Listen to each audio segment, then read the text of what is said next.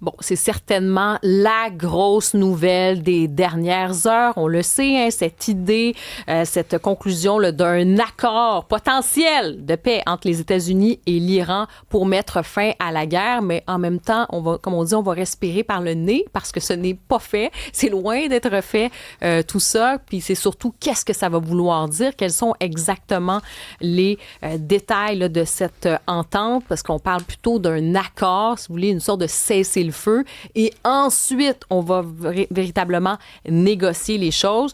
Bref, ce qu'on sait pour le moment, c'est qu'il y a le médiateur le pakistanais qui a annoncé, ça se passe en fin de semaine, dimanche, le fait que oui, il y aura un accord de paix entre les États-Unis et l'Iran. Et on parle de mettre fin aux opérations là, sur tous les fronts. On attend en fait cette signature de l'accord le 19 juin, donc ça devrait être vendredi.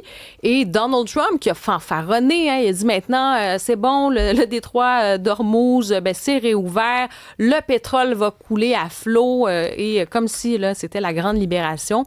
Mais comme je le disais, je pense qu'il y a encore pas mal de choses à voir, c'est-à-dire notamment toute la question du nucléaire. On s'entend que c'est pas réglé, sur le dégel des avoirs, les conséquences réelles aussi. Hein, puis là, on montre un peu du muscle, mais qu'est-ce qui ressort de tout ça au final? Est-ce que, quand on se dit tout ça, pour les Iraniens, par exemple, le régime iranien, toujours là, malgré le fait qu'il y a eu toutes ces offensives, il y avait eu quand même des hauts dirigeants, une quarantaine de hauts dirigeants, plus le guide suprême qui ont été tués. On se disait, OK, peut-être que là, on va passer finalement à un changement de régime, il va se passer des choses. On sait que la population iranienne, hein, il y a une bonne partie de la population qui a été, là, des milliers de personnes qui ont été massacrées. Est-ce que ce sont eux, peut-être, finalement, les grands oubliés, les grands perdants de tout ça?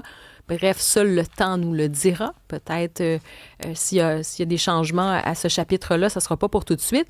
Et il y a tout l'enjeu aussi israélien. Il y a Israël là-dedans, les intérêts des États-Unis versus les intérêts, si vous voulez, vitaux, le côté existentiel pour Israël, qui peut se dire, peut-être que notre agenda, à nous, il ne correspond pas. On sait qu'il y a la pression des Américains, bien sûr, du côté sur Israël, mais ça va être quand même intéressant de surveiller les opérations Israël, notamment au sud Liban. Et juste si vous regardez la réaction, d'ailleurs, côté israélien, on sait que c'est une coalition avec Benjamin Netanyahou. Il y a le ministre israélien qui est responsable de la sécurité nationale, Itamar Ben-Gvir. Plusieurs, on parle de lui comme le ministre israélien d'extrême droite. Lui, il a dit « L'accord de Trump, ça ne nous engage pas. On ne fait pas partie de cet accord-là. » Et donc, bref, on voit que déjà de ce côté-là, on n'est pas nécessairement sur les mêmes accords. Et toute la question aussi, je dirais, Rémi, sur l'uranium enrichi. Hein. Qu'est-ce qui s'est passé avec ces kilos d'uranium enrichi disparus dans la nature? On en est où là-dessus?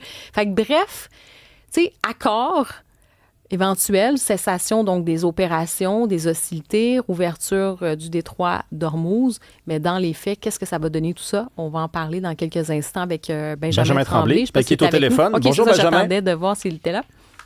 Bonjour à vous. Merci beaucoup de me recevoir. Est-ce que tu y crois à cet accord-là? La semaine passée, c'est nous qui avons fanfaronné. Karima n'était pas là, mais on n'y croyait pas vraiment. Là. À chaque fois qu'on annonce quelque chose, il suffit d'attendre 24 heures pour que finalement, d'un bord ou de l'autre, on décide de s'en aller ailleurs. Est-ce que cette fois-ci, c'est la bonne?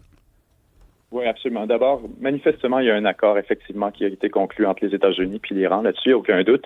La vraie question, en fait, est plus un peu comme le représenté merveilleusement Karima en introduction, la question de la contradiction des intérêts entre les différents acteurs, notamment entre Israël et les États-Unis. On en a parlé un peu la semaine dernière. Les Israéliens ne veulent absolument pas de la conclusion de la guerre, certainement pas dans les termes qui ont été mis de l'avant, notamment par les Américains. Donc, ce que ça invite, c'est donc qu'il y a une réaction extrêmement, écoutez, on peut le dire, épidermique ce matin. Karima en parlait tout à l'heure. Et c'est vraiment ce qui va déterminer, si on veut, la viabilité et puis la durabilité de l'accord de paix. Alors qu'on voit à Israël une condamnation sans équivoque, où on dit que c'est une catastrophe, un désastre stratégique. Il y a bien sûr beaucoup de gesticulation politique là-dedans. Il est important de le comprendre. Netanyahou, la politique israélienne en tant que telle, est actuellement dans une période disons, très dynamique, alors qu'on approche d'une période électorale. Tout le monde essaie de se positionner, de prendre posture en fonction de cette entente de paix, puis montrer à tout le monde qu'on est un peu celui qui est le plus maximaliste, le plus jusqu'au boutiste sur la question palestinienne, sur la question syrienne, sur la question libanaise et par extension, bien sûr, vis-à-vis de l'Iran. Donc, tout le monde actuellement en Israël condamne cette entente, il est hors de question. Et là, ce qui est vraiment inquiétant et ce qui va, comme je vous le dis, déterminer la durabilité de cette entente, c'est qu'Israël affirme ouvertement qu'elle n'est pas tenue par les termes de l'entente signée par les Américains. Comme quoi, spécifiquement sur la question du Liban, ils n'ont pas du tout l'intention de se retirer du sud Liban, n'ont pas l'intention d'absorber des attaques en provenance du Hezbollah sans y répondre. Et en fait, on voit déjà une espèce de renversement extrêmement intéressant, là où on parlait tout à l'heure, du côté d'Israël Katz, ministre de la Défense, qui ouvre ouvertement la porte, en fait, à dire, vous savez, puisque les Iraniens nous disent que si on frappe le Liban, ils vont nous frapper en retour. Au lieu de répondre en frappant sur l'Iran, ce qui briserait le cessez-le-feu, on devrait répondre directement sur le Liban et escalader au Liban à chaque fois que l'Iran essaie d'escalader vis-à-vis de nous. Et donc, on reprendrait le contrôle de l'initiative et on voit déjà comment cet environnement est en train de se dégrader extrêmement rapidement. Les Israéliens ne veulent rien du tout savoir de cette entente de paix et ils ont ouvertement l'intention de la saboter. Donc, la question, c'est de savoir, est-ce que les Iraniens sont prêts à tolérer des provocations de la sorte au Liban? OK. Benjamin, on va revenir sur l'accord comme tel, là. Il n'est pas signé encore. On dit qu'il pourrait être signé ce vendredi. Il contient quoi exactement, cet accord de paix, là, qu'on comprenne bien? Une excellente question. En fait, même les Américains actuellement n'ont pas l'air convaincus de ce qu'ils ont signé. On nous dit d'abord que on nous le présente comme une entente de paix. D'abord, il faut être extrêmement clair, ce n'est pas le cas. C'est une extension du cessez-le-feu pour une période de 60 jours, au bout de laquelle il doit y avoir une négociation de commencer.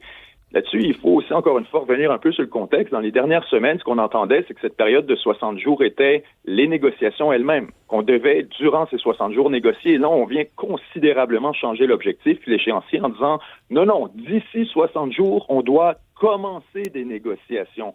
Ce que les Américains viennent de faire, essentiellement, c'est d'ouvrir Hormuz. Le reste, on a tout botté ça en touche. La question était de savoir pourquoi les Iraniens ont accepté quelque chose de la sorte. Mais si on se met dans leur position, actuellement, ça leur permet d'abord de lever le blocus maritime, d'aller exporter beaucoup de pétrole qui était, il faut le dire, pris du côté du Golfe Persique, du Golfe au nord donc d'Hormuz. On avait la nécessité absolument de dégager des revenus, puis de récupérer un peu d'oxygène.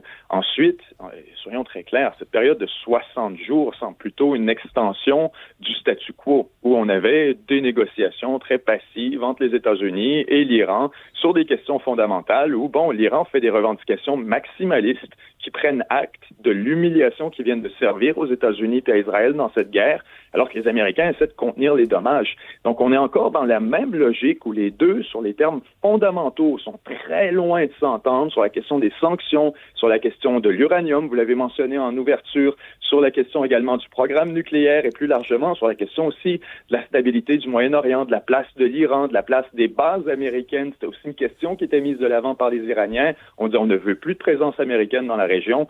Donc, ça fait énormément de choses qui, soyons clairs, on est à des kilomètres de s'entendre. Ce qu'on a fait aujourd'hui, c'était donc convenir de l'ouverture d'Hormuz pour que les deux puissent prendre un peu d'oxygène, mais qui est en contrôle de la situation fondamentalement? Ce sont les Iraniens. Si jamais il y a une escalade de quelque sorte, que ce soit du côté du Liban ou encore une provocation vis-à-vis l'Iran par Israël ou par les États-Unis, nécessairement, les Iraniens ont démontré qu'ils ont la capacité de fermer Hormuz, même pas en lançant un projectile de quelque forme que ce soit, mais juste par une déclaration. Immédiatement, le trafic s'arrêterait, les compagnies d'assurance imposeraient des contraintes et on revient à la case départ. Donc, ce qu'on voit actuellement, c'est plutôt une détente pour faciliter des négociations éventuelles. Je suis pas sûr de comprendre. Là. On sait qu'il y a beaucoup de choses sur lesquelles ne s'entendent ni les États-Unis et l'Iran, mais là, on se donne 60 jours avant de commencer à négocier. C'est bien ça? Oui, exactement. Mais enfin, je veux dire, déjà que les négociations vont être compliquées parce qu'il y a beaucoup de choses qui divisent les deux camps. Pourquoi on a besoin de 60 jours avant d'en arriver là? C'est quoi qu'on doit faire dans les 60 prochains jours, dans les 59 prochains jours? C'est purement une extension pour gagner du temps parce que les Américains sont dans une position où, effectivement, les marchés d'énergie sont saturés actuellement. On a besoin d'ajouter des stocks, on a besoin d'ajouter du flot. La capacité de stockage des pays du Golfe est également absolument saturée. Là, on est de plus en plus obligé, du côté du Qatar, de l'Arabie Saoudite, des énormes producteurs, des Émirats arabes unis, de ralentir, sinon carrément de fermer la production sur certains sites d'extraction. Tout ça, ça peut prendre des années à relancer. Donc, il y avait vraiment une urgence du côté des Américains, mais aussi des Iraniens, une urgence partagée de relancer la production énergétique. Ensuite, on est en posture des deux côtés d'avoir une négociation qui, de meilleure foi. On avait, il faut le dire, là, à cause du blocus maritime américain et aussi du côté des Iraniens par le blocage d'Ormuz, beaucoup d'invitations à l'agression, à la violence, à l'escalade, même parfois par malentendu, parce que vous aviez des navires qui parfois communiquaient avec un côté, pas avec l'autre, qui convenaient de quelque chose avec les Iraniens, mais pas les Américains. Et là, on se retrouvait avec des échanges de feu où des deux côtés, on plaidait l'autodéfense. Donc, je pense que nécessairement, ça va faciliter l'environnement de négociation. Nécessairement, ça invite les deux camps à une forme de détente. Mais, encore une fois, il ne faut pas s'y méprendre. Les Iraniens sont en contrôle de l'agenda de négociation. Les Israéliens le savent. Et ils ont tout à fait l'intention de changer cet ordre des choses à travers provocation et sabotage de l'entente de paix. Ce que veulent les Israéliens, c'est excessivement clair. En fait, c'est de détacher le front libanais de l'entente de paix. Donc, aujourd'hui, en disant, votre entente de paix, elle fonctionne, négociez, allez signer ça en fin de semaine si vous le voulez. Les Iraniens ont devant eux tout un dilemme. Ils acceptent de signer vendredi dans les conditions actuelles, ils donnent la victoire aux Israéliens sur la question du Liban. Ils permettent effectivement aux Israéliens de continuer à occuper le sud Liban sans qu'il n'y ait vraiment de réponse stratégique possible du côté des Iraniens. Donc moi, je m'attends à ce qu'il y ait une semaine extrêmement lourde en tractation, en négociation, alors que les Iraniens vont clairement imposer la condition. Israël doit s'engager à quitter le sud Liban avant qu'on signe, sans quoi cette entente est nulle et non avenue. Oui, on voit que ça reste quand même extrêmement tendu et fragile, tout ça. Merci, Benjamin Tremblay, analyste géopolitique. On va s'en reparler demain, assurément. Merci d'avoir été là. Salut.